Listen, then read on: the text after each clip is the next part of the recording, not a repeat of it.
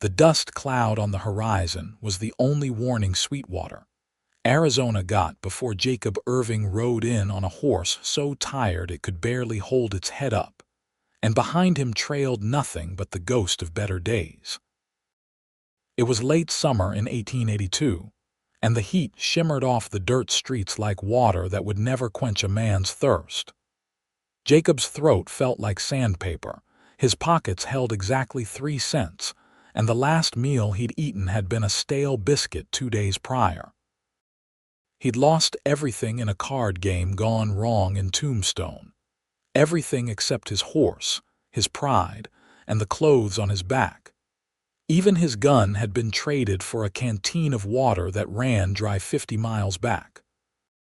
The town of Sweetwater wasn't much to look at. Just another Arizona settlement trying to survive in the unforgiving desert. But to Jacob, it looked like salvation. He guided his horse down the main street, past the saloon where piano music tinkled out into the afternoon heat, past the general store with its faded sign, past the bank with iron bars on the windows. People stopped to stare at him, and he knew what they saw. A man at the end of his rope, 24 years old but looking older, with sun-weathered skin and eyes that had seen too much disappointment. His horse stumbled, and Jacob dismounted quickly, not wanting the animal to fall. He stroked the mare's neck, whispering words of comfort he didn't feel himself. There had to be work in this town, something to earn enough money for food and a night's rest. But as he looked around at the suspicious faces, he wondered if anyone would give a broke stranger the time of day, let alone a job. "You look like you could use some water."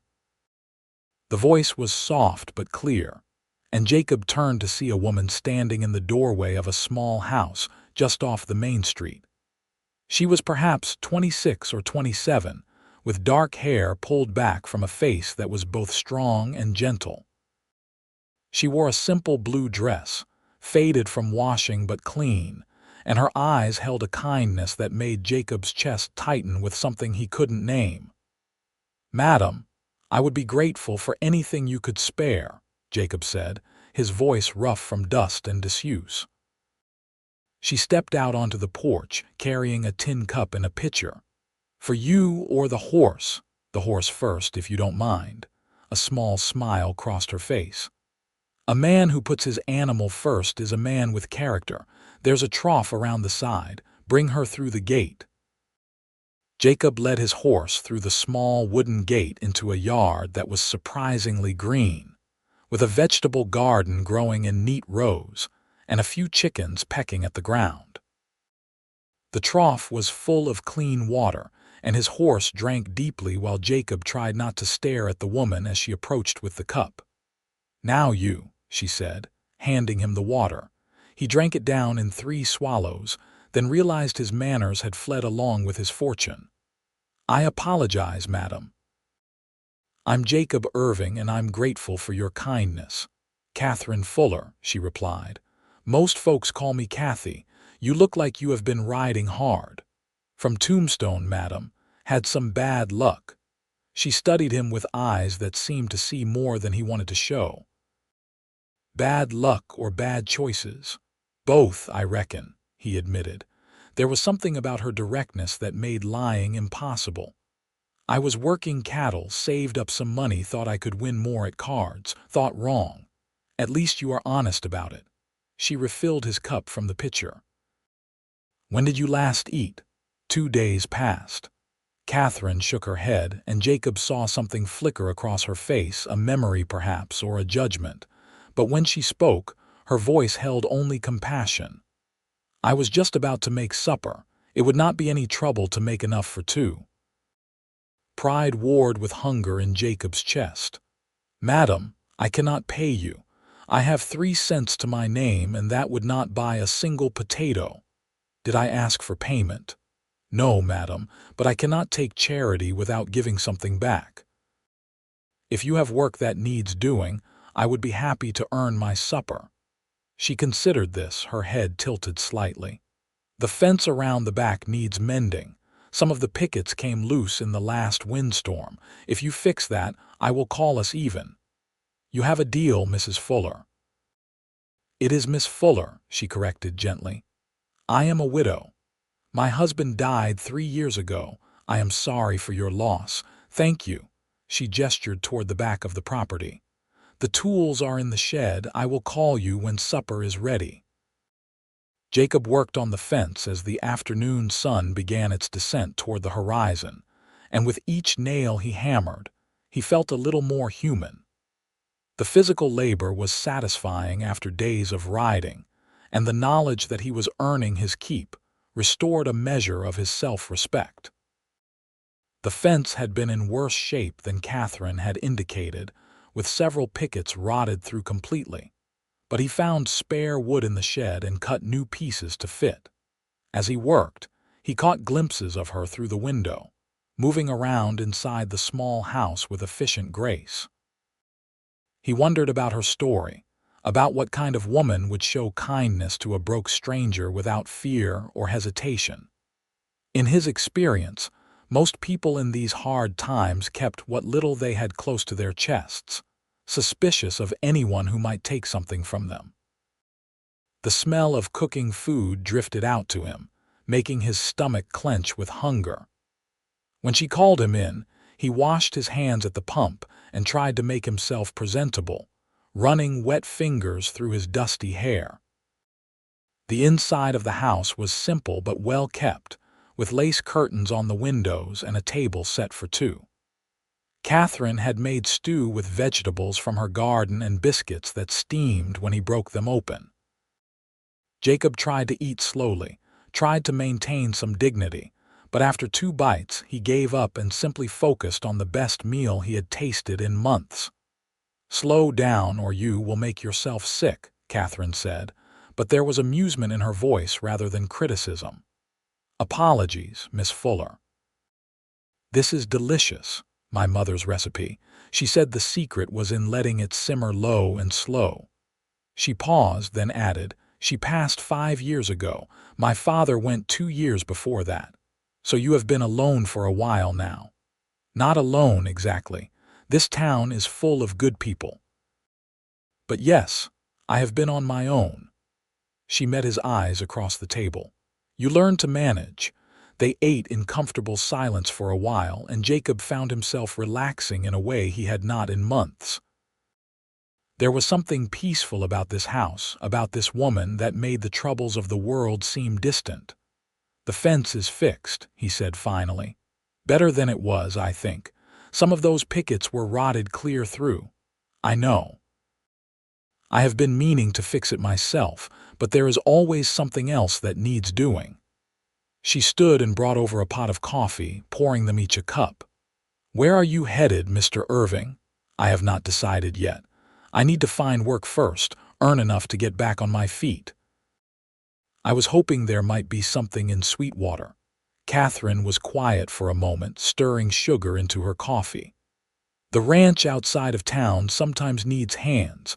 Jorgensen Place, about 5 miles west. They have been hiring for the roundup. I will try there tomorrow, thank you." "It is nearly dark now," she said, looking out the window where the last light was fading from the sky. "Your horse is exhausted, and you are too, if you are honest with yourself. I will find somewhere to bed down. Stay here with me tonight." The words hung in the air between them, and Jacob felt his face flush. "Miss Fuller, I do not think that would be proper." "I have a spare room," she said quickly, and he saw color rise in her cheeks as well. "My husband's brother used to visit sometimes, and we kept a room for him. It has a bed and clean sheets. You would be doing me a favor, actually. There have been some drifters causing trouble in town lately, and I would feel safer with someone else in the house." Jacob studied her face, looking for any sign that this was more than a simple offer of shelter, but he saw only genuine concern and that same inexplicable kindness. "If you are sure it would not be an imposition." "I am sure. Your horse can stay in the shed out back. There is hay and she will be out of the weather." "Then I accept, and I thank you. I will be gone first light, and I will not impose on you further." "It is not an imposition," Catherine said softly. "It is nice to have another voice in the house." After supper, Jacob tended to his horse, making sure she was comfortable in the shed with plenty of hay and water. The animal nickered gratefully, and he spent a few minutes brushing her down with a curry comb he found hanging on the wall. When he returned to the house, Catherine showed him to the spare room, which was small but clean, with a real bed covered in a quilt. "There is a basin for washing," she said, pointing to a stand with a pitcher and bowl. "The water is fresh. If you need anything else, my room is just across the hall. This is more than generous, Miss Fuller. I do not know how to thank you. You already did by fixing my fence."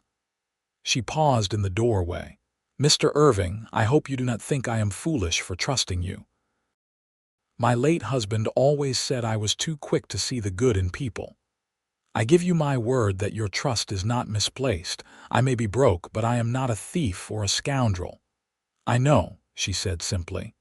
"I am a good judge of character. Sleep well." After she left, Jacob washed the dust of travel from his face and hands, then lay down on the bed, still fully clothed. The sheets smelled of lavender and sunshine, and the pillow was soft beneath his head. He tried to remember the last time he had slept in a real bed and could not. For months, it had been bedrolls on hard ground, or occasionally the corner of a bunkhouse. He thought about Catherine Fuller, alone in this house for 3 years, maintaining her garden and her dignity in a town where a woman without a man was vulnerable. He thought about her kindness to a stranger, and the way her eyes held both strength and sorrow. There was a story there, he was sure, layers of pain and resilience that she kept hidden behind her gentle demeanor. Sleep came quickly, deeper and more restful than any he had known in a long time. He woke to the sound of a rooster crowing and sunlight streaming through the window. For a moment he was disoriented, then memory returned and he sat up quickly. He had meant to be gone at first light, but the sun was already well up. He felt a moment of embarrassment at having overslept in a stranger's house. When he emerged from the room, the smell of coffee and frying bacon made his mouth water. Catherine was at the stove, still in her nightgown with a robe wrapped around her dark hair loose around her shoulders. She looked younger this way, softer, and Jacob felt something stir in his chest that had nothing to do with hunger. "Good morning," she said, turning to smile at him. "I hope you slept well. Better than I have in months. I apologize for sleeping so late. It is barely past 6. "That is not late," she gestured to the table. "Sit down. Breakfast is almost ready." "Miss Fuller, you have already done too much for me." "Nonsense. I was making breakfast anyway, and eggs are cheap when you have chickens." She brought plates to the table, piled high with bacon, eggs, and thick slices of bread toasted over the stove. "Besides, a man cannot work on an empty stomach, and you have a long ride to the Jorgensen place."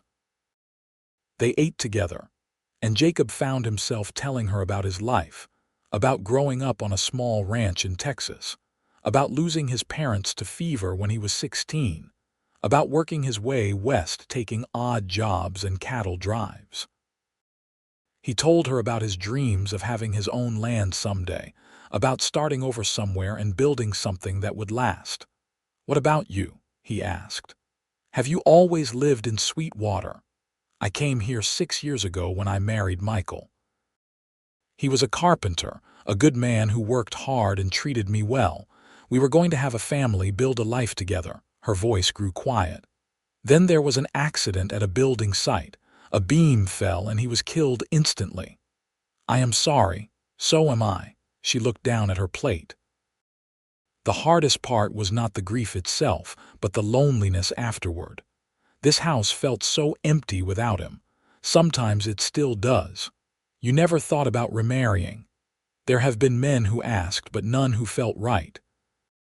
I would rather be alone than settle for someone who does not make my heart feel full." She met his eyes. Does that sound foolish? It sounds wise. After breakfast, Jacob prepared to leave, saddling his horse and checking her legs to make sure she had recovered from yesterday's hard ride. Catherine came out with a cloth-wrapped package. "Some food for your journey," she said. "It is not much, just some biscuits and a bit of cheese. Miss Fuller, you have already done more than enough. Please take it, I would worry otherwise."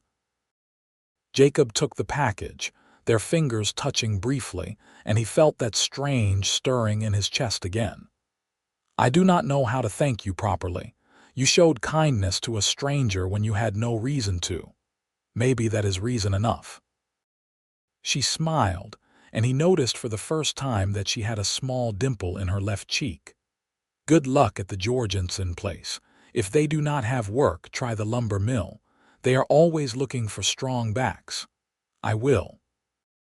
"And Miss Fuller, if I do find work in Sweetwater, would it be all right if I came by sometime? To pay you back for the meals and to see how you are doing?" "I would like that," she said softly. Jacob rode out of Sweetwater with his belly full, and his spirits lifted, but he caught himself looking back more than once at the small house with the green garden and the woman who stood on the porch watching him go. The Jorgensen ranch was sprawling, with herds of cattle grazing across rolling desert hills, and several outbuildings clustered around a main house that spoke of wealth and success. Jacob found the foreman, a weathered man named Daniels, at the corrals. "We need hands for the roundup," Daniels said, looking Jacob up and down. "Can you rope?" "Yes, sir. Been working cattle since I was 12. "Can you handle a horse that has not been broken proper?" "I can." Daniels studied him for another moment, then nodded. "Pay is $30 a month plus food and a bunk. Roundup lasts about 6 weeks, maybe more. If you work out, there might be permanent work after. Interested?" "Yes, sir." "Then get yourself over to the bunkhouse and find a bed. We head out at dawn tomorrow." The work was hard, starting before sunrise and lasting until dark, but Jacob threw himself into it with determination. He roped strays out of brush so thick it tore his clothes, branded calves while they bawled and kicked, and rode horses that tried their best to dump him in the dirt. His body ached at the end of each day, but it was the good ache of honest labor, and his first paycheck felt like redemption. On his first Sunday off, 2 weeks after starting the job, he rode back into Sweetwater. He told himself he was just going to the general store for supplies, but his horse seemed to know where he really wanted to go, turning toward Catherine's house without being guided. She was in the garden when he arrived, pulling weeds from between rows of tomato plants. She wore a wide-brimmed hat against the sun, and her dress was practical rather than fancy, but to Jacob she looked more beautiful than any saloon girl in silk. "Mr. Irving," she said, straightening up with a smile that made his heart beat faster. "You found work then?" "At the Jorgensen place." "I wanted to come by and pay you back for the meals." He pulled some coins from his pocket, but she waved them away. "I told you, that was a gift." "Then let me take you to dinner at the hotel. They have a dining room, do they not?"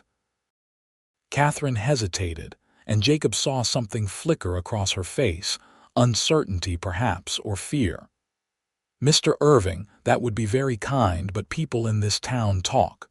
A widow dining with a single man, they would have us married within the week just in the gossip. Would that be so terrible?" "The gossip, I mean, not the marrying."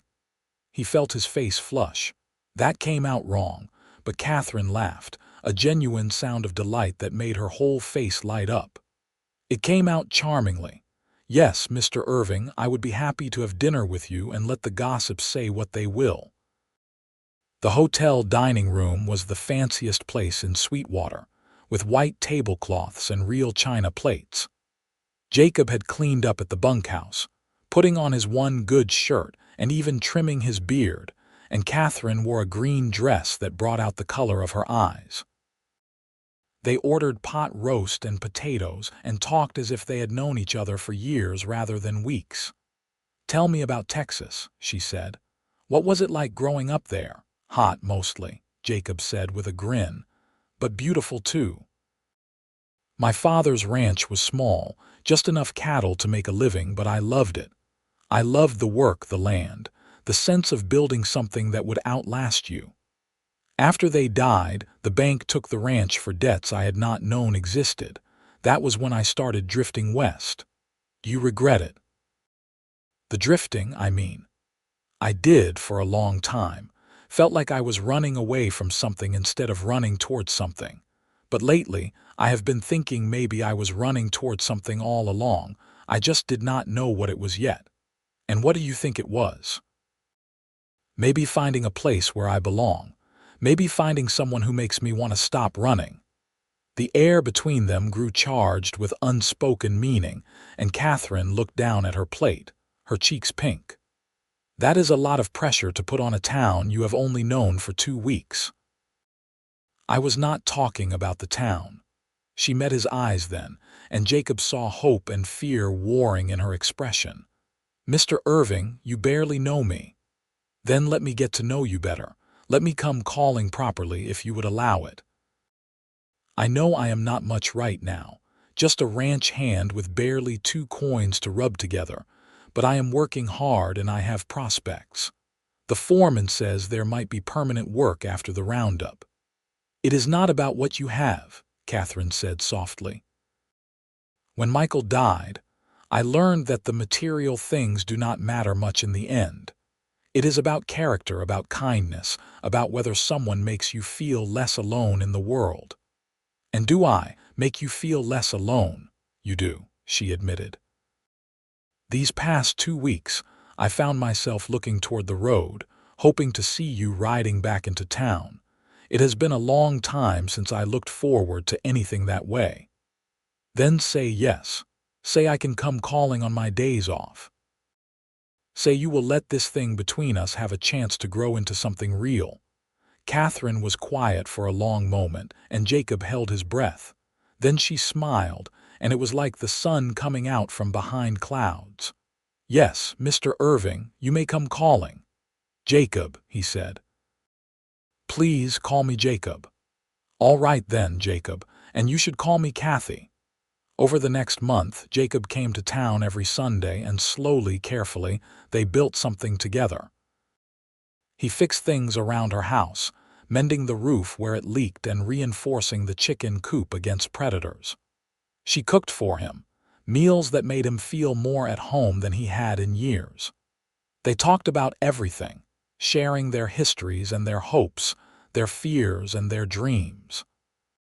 He learned that she loved to read, that her small house held more books than furniture, and that she had taught herself to do sums well enough to keep accounts for the general store owner, earning a little extra money.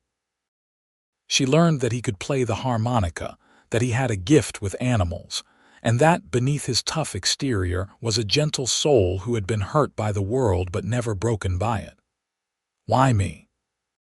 he asked one evening as they sat on her porch watching the sunset paint the sky in shades of orange and gold. "You could have your pick of men in this town. Why give a chance to a broke drifter?" "Because you are not just a broke drifter," Kathy said. "You are a man who puts his horse's needs before his own. You are a man who insists on earning his keep rather than taking charity. You are a man who looks at me like I am something precious, not something convenient." She turned to face him. "And because when you rode into town that day, dusty and desperate and down on your luck, I saw something in your eyes that matched something in me. A loneliness that runs deep, and a hope that refuses to die no matter how hard life gets." Jacob took her hand, feeling the calluses on her palm that spoke of hard work and self-reliance. "I am falling in love with you, Kathy. I know it is too soon to say it, that I should wait longer, but I cannot keep it inside anymore. From that first moment when you offered me water, you have been on my mind and in my heart." "It is not too soon," she whispered. I am falling in love with you too. It terrifies me, because I know how much it hurts to lose someone you love, but I cannot seem to stop myself." He kissed her then, soft and gentle, a promise rather than a demand. Her lips were warm beneath his, and when she kissed him back, he felt something inside him that had been broken start to heal. The roundup ended in late October, and as promised, the foreman offered Jacob permanent work. The pay was steady, and there was even talk of making him a senior hand if he proved himself through the winter. It was not wealth, but it was security, and that was worth more than gold to a man who had known poverty. On a Sunday in November, with winter starting to bite at the edges of the desert heat, Jacob rode into town with a purpose. He had spent most of his first 3 paychecks on supplies and sending a little money to some old friends who had helped him in the past, but he had saved enough for what he needed now. He found Kathy in her kitchen, canning vegetables from her garden before the first frost could claim them. She looked up when he knocked, her face lighting up with that smile that never failed to make his heart skip. "You are early," she said, wiping her hands on her apron. "I was not expecting you until this afternoon. I could not wait." He stepped inside, suddenly nervous despite all the times they had talked about a future together. "Kathy, I need to ask you something, and I need to do it properly." She stilled, her eyes widening as understanding dawned. "Jacob." He took her hands in his, these strong, capable hands that had shown him such kindness. "I know I am not rich, and I know I cannot give you a fancy house or expensive dresses, but I can give you my whole heart, my loyalty, and my promise that I will work every day to make you happy. Catherine Fuller, would you do me the honor of becoming my wife?" "Yes," she said, tears streaming down her face. "Yes, 1,000 times yes." He pulled a ring from his pocket, a simple silver band with a small stone that had cost him nearly a week's pay.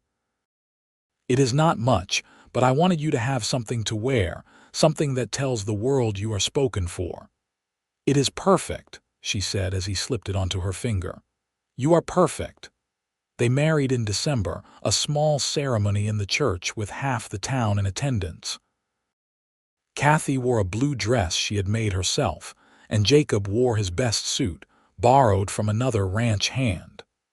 The preacher spoke about love and commitment, about the sacred bond of marriage, and when Jacob kissed his bride, he felt like the richest man in Arizona. They moved into Kathy's house together, and Jacob added his few possessions to hers, marveling at how their belongings fit together as easily as they did. He built a small stable for his horse and started a workshop where he could do woodworking in his spare time, a skill his father had taught him that he had not practiced in years. Winter passed into spring, and their life together developed into a comfortable rhythm. Jacob worked at the ranch 6 days a week, coming home each evening to a house filled with warmth and the smell of cooking food. Kathy continued her work keeping books for the general store, and together they saved every spare penny, dreaming of buying their own land someday. "I want to give you more," Jacob said one evening as they lay in bed, her head resting on his chest. "You deserve a bigger house, a better life." "I have everything I need right here," Kathy said, her fingers tracing patterns on his skin. "I have you, and that is enough." "You should have more than enough. You should have everything." She raised herself up on one elbow to look at him. "Jacob Irving, listen to me. I lived in a bigger house with Michael, had more money, more things. None of it made me as happy as I am right now in this moment with you. Happiness is not about what you have. It is about who you have it with."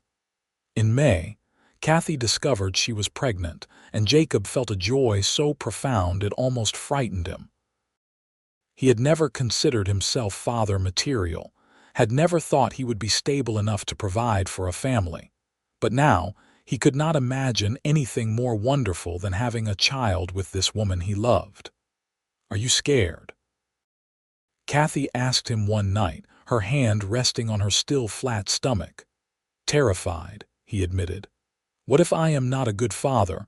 What if I cannot provide enough? You will be a wonderful father. I have seen how you are with animals, how gentle and patient. And we will provide together, the way we do everything." The pregnancy was not easy. Kathy was sick most mornings, and as the summer heat intensified, she struggled with swelling and exhaustion. Jacob did everything he could to make her comfortable, taking over most of the housework and cooking, rubbing her feet when they ached, holding her hair back when the sickness overwhelmed her. "I am sorry I am so useless," she said one particularly difficult evening in July. "You are growing our child. That is the opposite of useless." He kissed her forehead. "You are the strongest person I know." In September, the foreman called Jacob into his office. "You have done good work this past year," Daniel said. "I have been talking to Mr. Jorgensen, and we have a proposition for you. There is a section of land on the far edge of the ranch that is too distant for us to manage effectively. We would be willing to sell it to you at a fair price, with terms you could actually afford. It is not prime grazing land, but it is solid and there is water." Jacob felt his heart racing. "How much land?" 300 acres. "Enough to run a small herd, build a house, make a real go of it. I do not have much saved for a down payment." "I know. That is why the terms would be generous. We would rather have someone we trust working that land than let it sit unused. Think about it, talk to your wife, and let me know." Jacob rode home that evening with his mind spinning. 300 acres. Not a fortune, but enough to build something permanent, something to pass on to his child. When he told Kathy, she cried, but this time they were tears of joy. "It is happening," she said, holding him tight. "Everything we dreamed about, it is actually happening." They signed the papers in October, committing themselves to years of payments but securing their future. Jacob spent every spare moment riding out to their land, planning where to build the house, where to dig a well, where to establish the boundaries of their new life. The baby came in January 1884, during a cold snap that had everyone in Sweetwater huddled around their stoves. Kathy labored for 18 hours, and Jacob paced the floor until he thought he would wear through the boards. The midwife finally emerged to tell him he had a son, healthy and loud and perfect. "A boy," Jacob whispered, staring down at the tiny face peeking out from the blanket. "We have a son." "What should we name him?" Kathy asked, exhausted but radiant despite her ordeal. "I was thinking Thomas after my father, if that suits you. Thomas Irving. It is a strong name." She touched the baby's tiny hand and he gripped her finger with surprising strength. "Hello, Thomas. Welcome to the world." The next few months were a blur of sleepless nights and constant feedings, but Jacob had never been happier.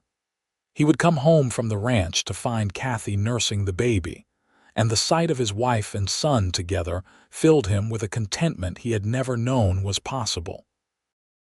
"I used to wonder what my purpose was," he told her one evening. "I drifted from place to place thinking I was looking for something, never knowing what. Now I know. This is my purpose. You and Thomas, this family we are building, this is what I was looking for all along." In spring, as soon as the weather permitted, they began building their house on the new land. Friends from town came out to help, raising walls and fitting roof beams, turning their dream into solid reality. It was not a large house, just 4 rooms and a porch, but it was theirs, built with their own hands and the help of good neighbors. They moved in during summer, and Kathy planted a garden immediately, refusing to let a single growing season go to waste. Jacob built corrals and a barn, working on the structures at night after his day job was done, pushing himself to exhaustion but loving every minute of it. "You need to rest," Kathy scolded him one evening when he came in so tired he could barely eat. "You are going to work yourself to death." I want to have everything ready before I give notice at the Jorgensen place. I want to be sure we can make a go of it on our own. We will make a go of it. We always have. In the fall, Jacob bought his first cattle, a small herd of 20 head that would be the foundation of their ranch. They were scrappy desert cattle, tough and hardy, but they were his, and he tended them with a dedication that bordered on obsessive. By the time Thomas took his first steps, the ranch was beginning to turn a small profit. It was not much, but it was growing, and every year they added a few more head, expanded the boundaries a little further, built their dream a little bigger. "Remember when we met?" Kathy asked one evening as they sat on the porch of their house, watching the sun set over land that belonged to them. Thomas was playing in the dirt at their feet, making elaborate structures from stones and sticks. How could I forget? I rode into town broke and alone, with nothing but a tired horse and 3 cents. I thought my life was over. And I offered you water and a place to stay. She smiled, that same smile that had captivated him from the first moment. "My friends thought I was crazy, taking in a stranger like that. Maybe you were. Maybe we both were." "No," she said, taking his hand. "I think we were both exactly what we needed to be. You needed someone to believe in you when you had stopped believing in yourself. And I needed someone to remind me that loneliness does not have to be permanent, that second chances exist. I love you, Kathy Irving, more now than the day I married you, which I would not have thought possible. I love you too. You gave me back something I thought I had lost when Michael died, not just companionship but hope, the belief that good things can still happen, that dreams can still come true." The years rolled on, each one bringing new challenges and new joys. They had a daughter in 1886, naming her Sarah after Kathy's mother. Thomas became a capable helper around the ranch, learning to ride and rope almost as soon as he could walk.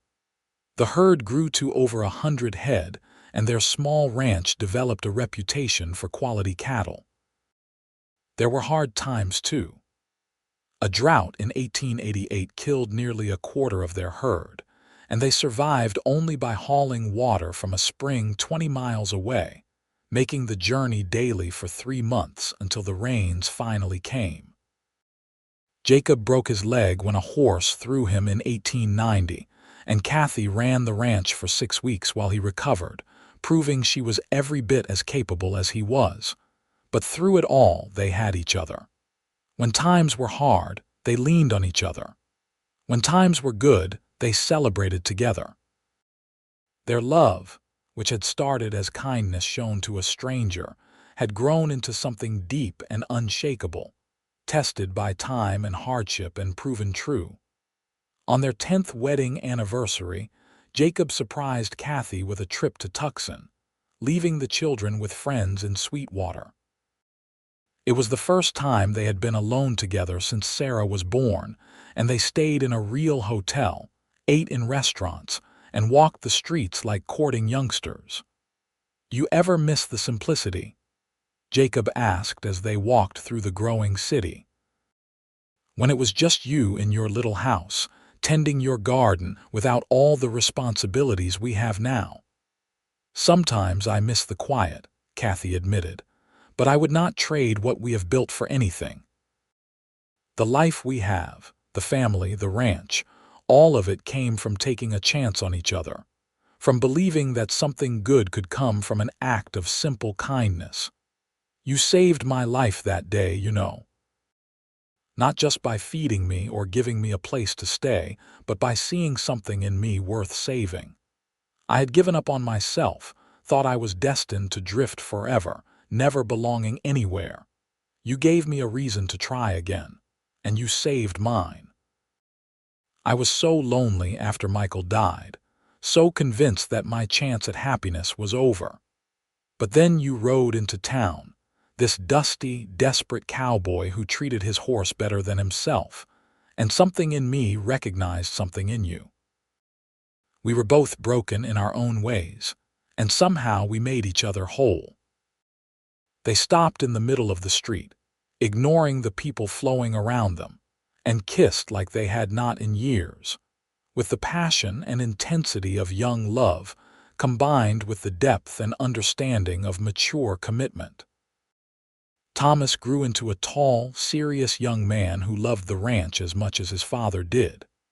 By the time he was 16, he was doing a man's work, riding out before dawn to check the herds and coming in after dark covered in dust and sweat, but satisfied with his labor. "He is so much like you," Kathy said, watching him work from the porch. "He is better than me. Smarter, more focused. He knows what he wants and he is not afraid to work for it. He learned that from watching you."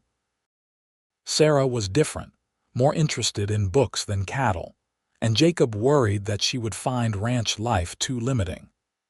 But Kathy encouraged her daughter's education, ordering books from back east and teaching her everything she could.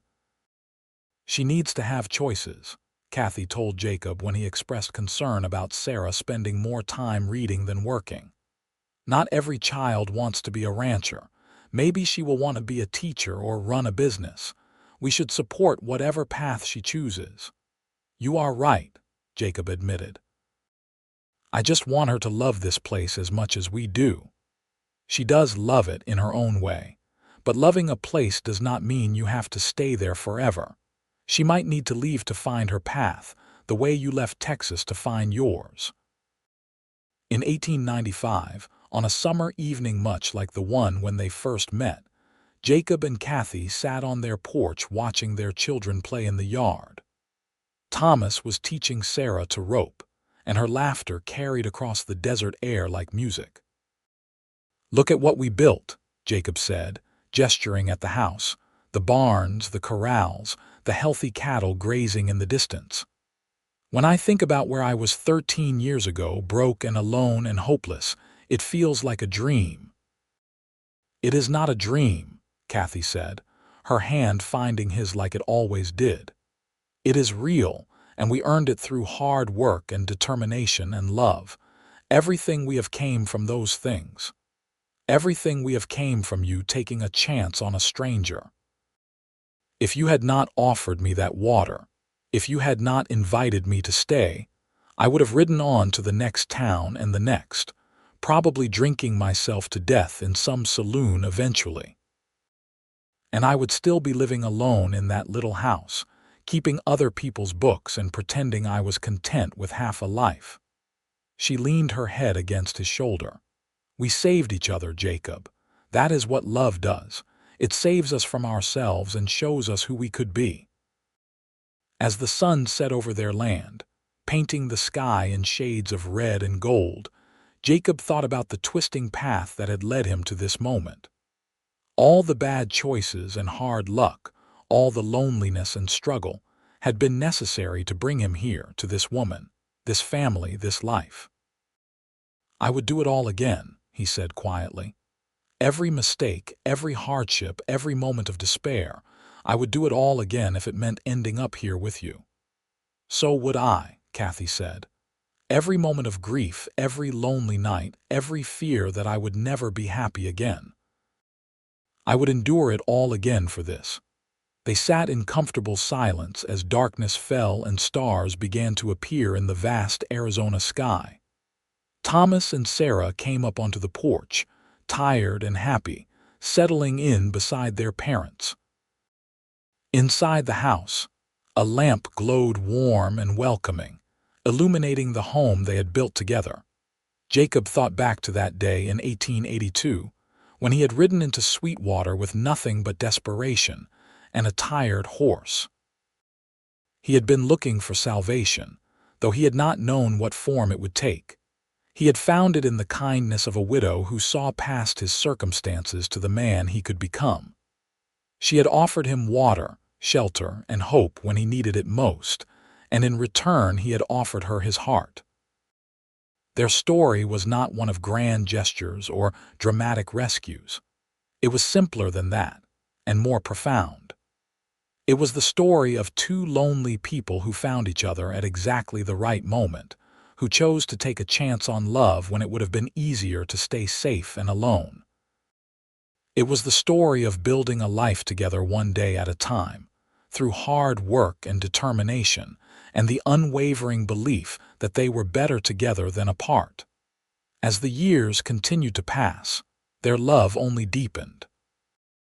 They weathered droughts and economic downturns, celebrated births and mourned deaths, adapted to the changing times as the wild frontier gave way to modern civilization. Through it all, they remained each other's anchor and compass, the fixed point in a turning world.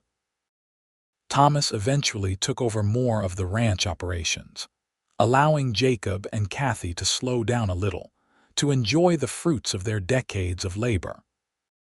Sarah went off to Teachers College in Phoenix, returning home during summers full of stories and ideas, bringing the wider world to their desert ranch.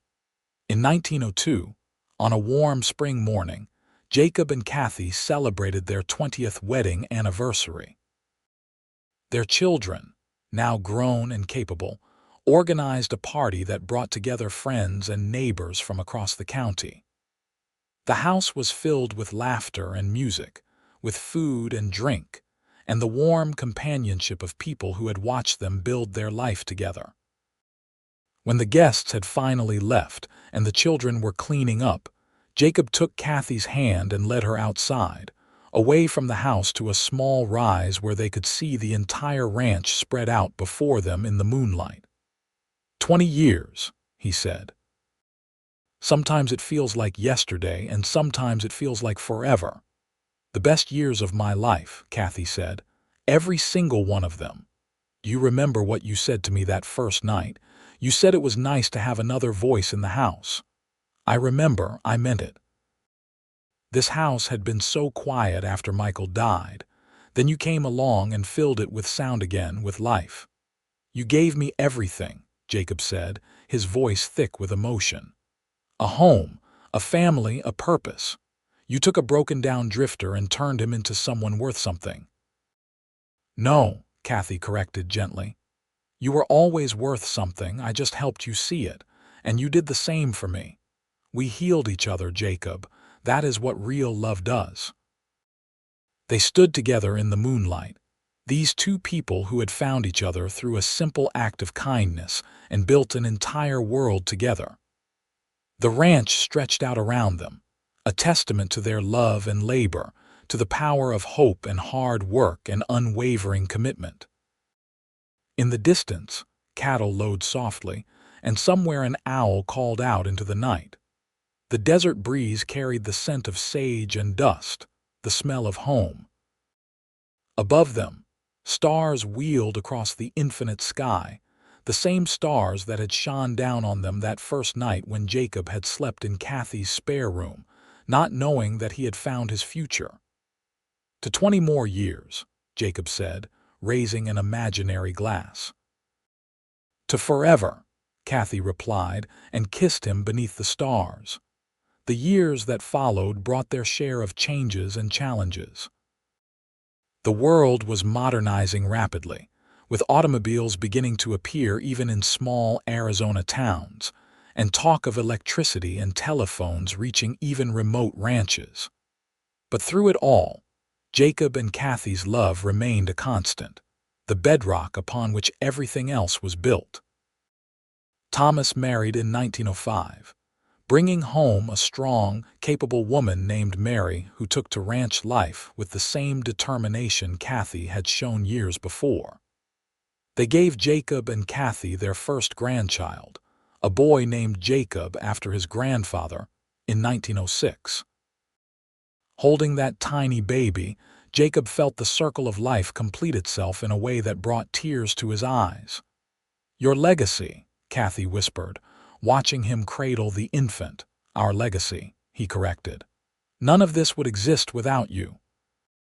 Sarah surprised everyone by marrying a lawyer from Tucson and moving to the city, but she visited often, bringing her own children to experience the ranch and learn about their heritage.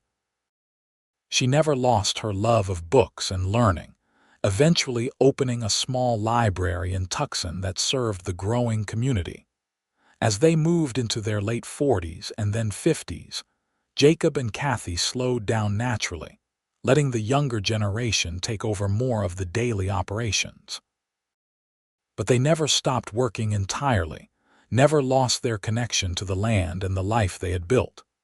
Jacob still rode out most mornings to check on things, and Kathy still tended a garden that produced more vegetables than one family could possibly eat.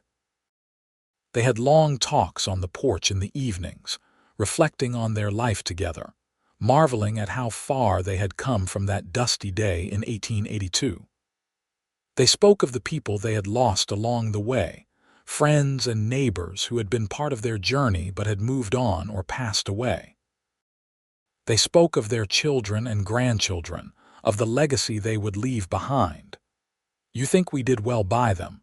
Jacob asked one evening, watching the sunset paint the sky in familiar shades of orange and gold. "The children, I mean. Did we give them what they needed?" "We gave them love and example and opportunity," Kathy said. "That is all any parent can do. The rest is up to them, and I think they are both doing wonderfully. They learned from watching you. You were always the strong one, the steady one. That is not true. We were both strong in different ways. You gave me courage when I needed it, and I gave you stability. We balanced each other, the way good partners do." In 1912, they celebrated their 30th anniversary with a quiet dinner at home, just the two of them. Their children had offered to organize another party, but Jacob and Kathy wanted something more intimate, a chance to reflect on 3 decades of marriage without the noise and bustle of a crowd. 30 years, Kathy mused over dessert. "When I took you in that first night, I never imagined this. I thought I was just being kind to a stranger in need. And I thought I was just looking for a place to sleep. Neither of us knew we were finding the rest of our lives. You think it was fate that brought you to Sweetwater, to my door specifically?" Jacob considered this. "I think fate put me on that road, but you and I made the choice to walk it together. Fate gave us the opportunity, but we did the work. We chose each other every day through good times and bad. That is what made the difference." "I would choose you again," Kathy said softly. "1,000 times over I would choose you. And I would choose you, every time without hesitation." They were in their 60s when the Great War broke out in Europe, and though it seemed far away at first, it eventually touched even their remote corner of Arizona. Young men from Sweetwater and the surrounding ranches went off to fight, and everyone worried and prayed for their safe return. Thomas's eldest son, young Jacob, enlisted in 1917 despite his father's protests. Jacob and Kathy saw him off at the train station, this boy who carried his grandfather's name and his grandmother's kind eyes, and they held each other as the train pulled away, both fighting back tears. "He will come home," Kathy said with more certainty than she felt. "He has to come home." "He is brave," Jacob said, "braver than I ever was at his age. He learned that from you. All of them did. They learned courage and integrity and the importance of doing what is right even when it is hard." Young Jacob did come home in 1919, changed by what he had seen but whole in body and spirit. The day he stepped off the train in Sweetwater, thinner and older looking than when he had left, Jacob and Kathy were there waiting. The embrace between grandfather and grandson was long and wordless, saying everything that needed to be said. The 1920s brought prosperity to the ranch as beef prices rose, and their careful management of the land paid off. They added more acreage, expanded the herd, and built new facilities that used modern techniques to improve efficiency. But even as the world changed around them, Jacob and Kathy held on to the core values that had guided them from the beginning: hard work, honesty, and treating people with kindness and respect.